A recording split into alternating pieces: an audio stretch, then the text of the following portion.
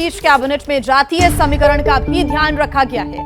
Nitish cabinet में 8 Yadav, 4 Muslims, 6 दलित और 6 सवर्ण मंत्री बनेंगे।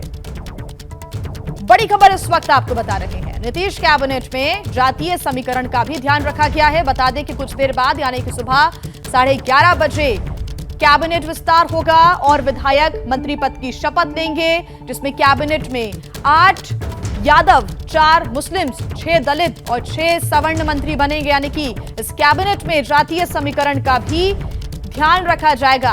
हालांकि इस बात को लेकर अभी भी कंफ्यूजन है कि किसको कौन सा विभाग मिलेगा, गृह मंत्रालय किसके पास जाता है, इस पर भी कुछ ही देर में स्थिति स्पष्ट हो जाएगी, साफ हो जाएगी। नीतीश कैबिनेट से जुड़ी हुई ये बड़ी खबर आपको हम बता रहे हैं कि कैबिनेट में जातीय समीकरण का भी ध्यान रखा गया है और सूचना के अनुसार 8 यादव, 6 दलित चेहरों को कैबिनेट में जगह मिलेगी।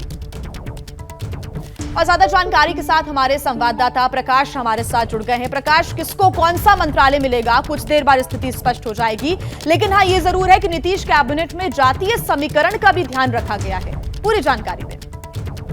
बिल्कुल, जिस तरह से एनडीए में जातीय समीकरण रखा गया था, उसी तरह से महागठबंधन में आने के बाद, क्योंकि सबसे ज्यादा विधायक महागठबंधन में आरजेडी के हैं और उनमें से ज्यादातर या तो यादव है और फिर मुसलमान है, तो ऐसे में यादव और मुसलमान का तो रखा ही गया है। लेकिन जो आपने पूछा कि आखिर ये जो विभाग है उसके बंटवारे को लेकर, तो 2 खबर मेरे पास आई है और जो अब मेरे सूत्र हैं वो ये बता रहे हैं कि शिक्षा विभाग वो आरजेडी के खाते में चला जाएगा और वित्त विभाग जेडीयू के पास आ जाएगा।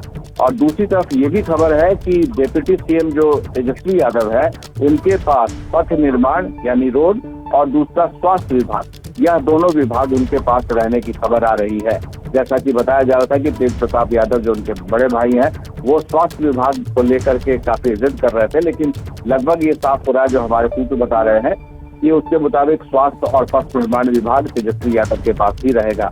कुछ नाम है जो अंतिम समय में बदलाव हुआ है, जिसमें भाई वीरेंद्र जो तेज तर्रार प्रवक्ता है आरजेडी के, उनका पत्ता साफ हो गया है और उनकी जगह जितेंद्र राय जो छपरा से आते हैं, वो भी यादव समुदाय से ही है, उनको रखा गया। और एक शाहीन है जो समस्तीपुर से आते हैं, उनकी जगह शमीम अहमद है जो पूर्वी चंपारण के नरकटिया से विधायक हैं, उनका नाम सूची में सामने आ रहा है। तो कुल मिलाकर 16 विधायक जो है आरजेडी के, वो मंत्रिमंडल में आज शपथ लेंगे और इसके अलावा कांग्रेस के 2 विधायक हैं, वो मंत्री बनेंगे।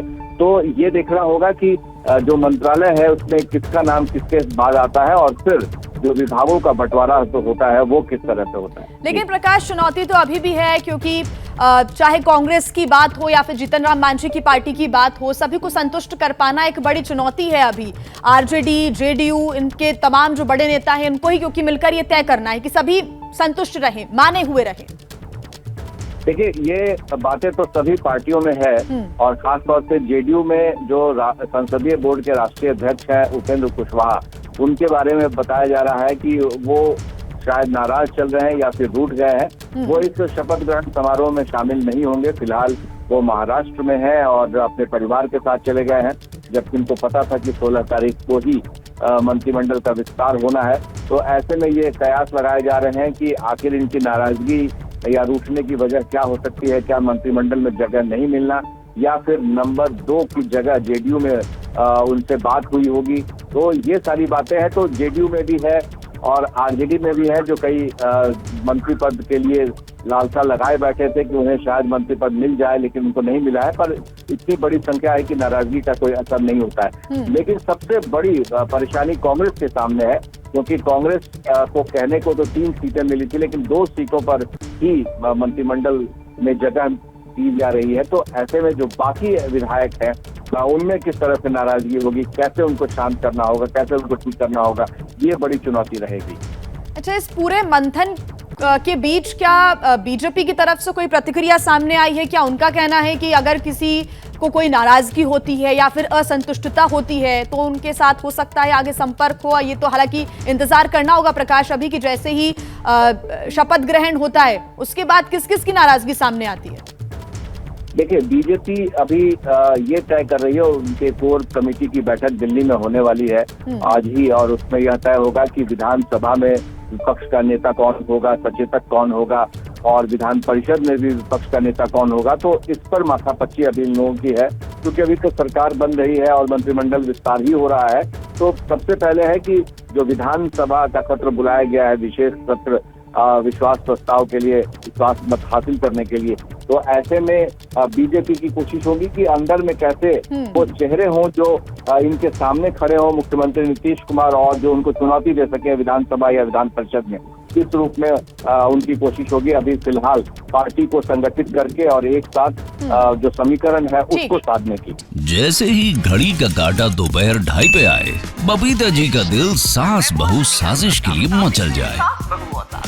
और ये है इनकी बहू, पूरे दिन ऑफिस की टेंशन हो जाए गॉन जब ये करें अपना फेवरेट शो फ्री टाइम पे ऑन। इनकी तरह आप भी देखें अपना फेवरेट शो अपने टाइम पर और डाउनलोड कीजिए एबीपी लाइव ऐप अपने स्मार्ट टीवी पर।